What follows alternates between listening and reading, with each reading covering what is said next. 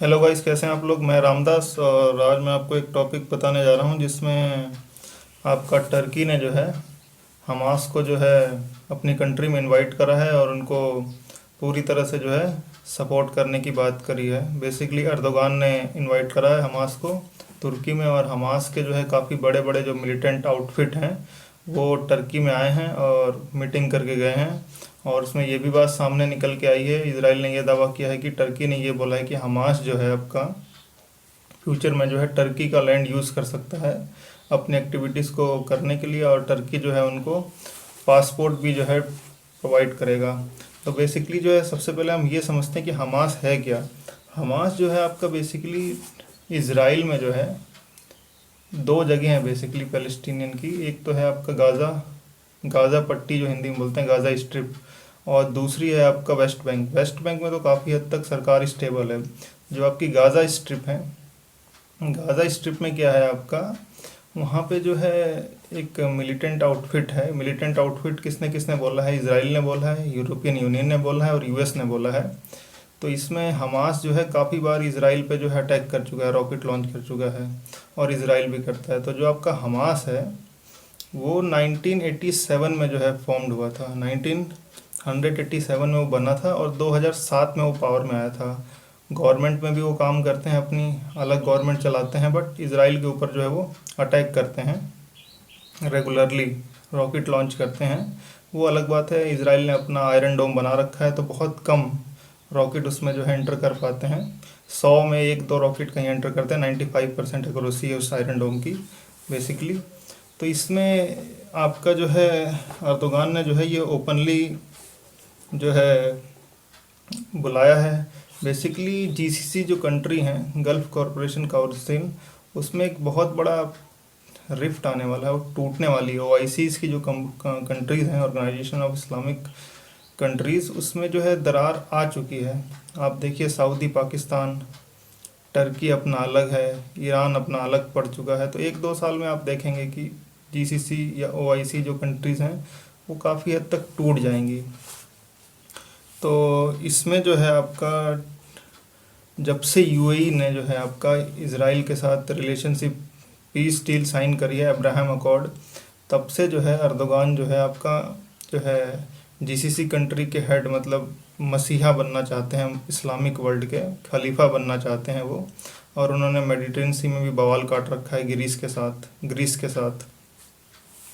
और यहाँ पे आप टर्की की हिपोक्रेसी देखिए। 1948 में पहला कंट्री था जिसने जो है आपका इसराइल के साथ जो है अपने डिप्लोमेटिक रिलेशन स्टार्ट किए थे।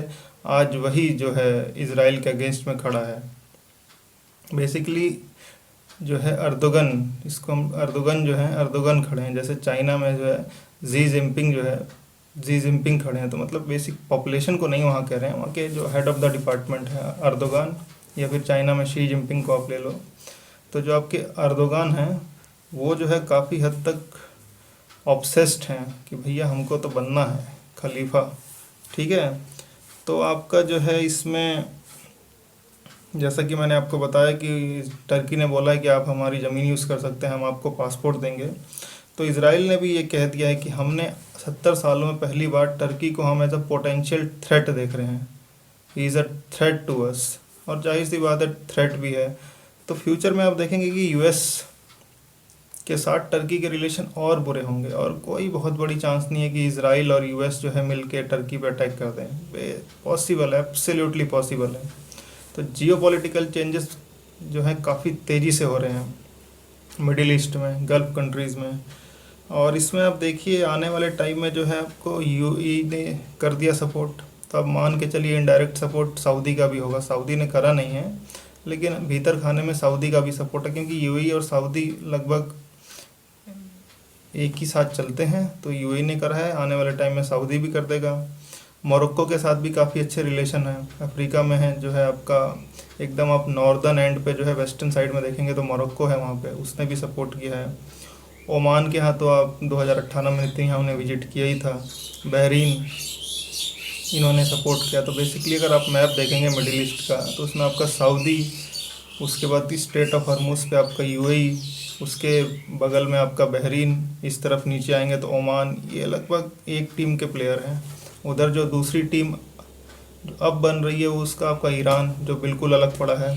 तुर्की, पाकिस्तान, मलेशिया। मलेशिया तो चलिए भाई, वहाँ का तो अब head of the department, head of the state बदल गया। तो तुर्की और पाकिस्तान काफ़ी हद तक एक ही गेम में खेल रहे हैं, और तुर्की और पाकिस्तान के पीछे सबसे बड़ा सपोर्ट चाइना का है। ठीक है। तो आप आने वाले टाइम में देखेंगे कि इसमें इंडिया का इम्पैक्ट क्या पड़ेगा। बहुत ही पॉजिटिव पड़ेगा। पड़ेगा कैसे? तुर्की इसराइल के चक्कर में यूएस, यूरोपियन यूनियन सबसे अपने रिलेशन कबाड़ कर लेगा। पाकिस्तान को सपोर्ट कर रहा है। अभी तक हमें उतना लेवरेज मिल नहीं रहा था तुर्की के ऊपर। आने वाले टाइम में हमको तुर्की के ऊपर काफ़ी लेवरेज मिलेगा, क्योंकि वो कश्मीर इशू को लेके ओपनली सपोर्ट करता है। उसके बाद जो है आपका यूएस और इसराइल के साथ रिलेशन ख़राब होंगे। तो फ्यूचर में हम क्या कर सकते हैं आने वाले कुछ सालों में, हमास के ऊपर अपना कुछ जो है स्टेटमेंट पास करके हम इसराइल को सपोर्ट कर सकते हैं। और कुछ सालों में हम जाके अगर हमास को टेररिस्ट आउटफिट डिक्लेयर कर दें तो इसराइल और यूएस का हमको काफ़ी हद तक इसमें सपोर्ट मिलेगा। और तुर्की एक हिसाब से काफ़ी हद तक साइड लाइन हो जाएगा, क्योंकि वो उसकी इकोनॉमी भी काफ़ी हद तक अभी डामाडोल ही चल रही है। तो फ्यूचर एक इसका बहुत अच्छा है इंडिया के लिए, वेरी पॉजिटिव। क्योंकि आप देखिए इंडिया के अंदर काफ़ी इन्वेस्टमेंट चाहिए। तो हमारे जो मेन टारगेट हैं वो यूएई हो गया, जापान हो गया, और सऊदी को भी हम काफ़ी हद तक ला रहे हैं। ऑयल से उसको डाइवर्स कर रहे हैं। उसने भी अपना, सऊदी ने भी अपना मिशन 2030 लॉन्च किया है, जिसमें 8 कंट्रियों में इन्वेस्टमेंट करेगा, और इंडिया में उसको एक इन्वेस्टमेंट करना ही करना है। तो जीसीसी कंट्रीज़ जो हैं अब ज़्यादातर ये जो अपना इस्लामिक एजेंडा छोड़ के अब इकोनॉमिक एजेंडे की तरफ बढ़ रही हैं। और तुर्की जो है पीछे जा रहा है, वो अपना इकोनॉमिक एजेंडा छोड़ के जो है इस्लामिक एजेंडे में जा रहा है। हाया सोफिया को उसने मॉस्क में चेंज कर दिया है। और अभी खबर आई है कि उसी के आसपास एक और नई चर्च था, उसको भी उसने जो है मस्जिद में चेंज कर दिया। हाया सोफिया बेसिकली जो है वो कहा जाता है कि उसमें जो है आपका अंग्रेज़ों के आने से पहले वो आपका वो था, क्या बोलते हैं, मॉस्क। और अंग्रेज़ों के आने के बाद वो जो है आपका चर्च बन गया। तो जो तुर्की के इंडिपेंडेंट होने के बाद जो पहला जो वहाँ का स्टेट ऑफ द चीफ बना था, उसने इसी कॉन्फ्लिक्ट की वजह से तुर्की में कई सारे जो मॉस्क और चर्च का कन्फ्यूजन था उनको जो उसने म्यूज़ियम में चेंज कर दिया। हाया सोफिया जो आपका यूनेस्को हेरिटेज साइट भी है, तो उसको जो है वो धीरे धीरे चेंज करते आ रहे हैं मॉस्क में। तो ये चीज़ काफ़ी गलत है, क्योंकि तुर्की इस्लामिक वर्ल्ड में पहला कंट्री था जो पूरी तरह से लिबरल था, कोई कट्टरपंथी नहीं थी। अब धीरे धीरे वो इन चीज़ों की तरफ बढ़ रहे हैं, जो कि काफ़ी हद तक गलत है या सही है पता नहीं, लेकिन कुछ ना कुछ तो गलत है ये इसमें। तो बेसिकली आप फ्यूचर में देखेंगे this is a huge development, and absolutely India will be benefited from this in long term. Thank you.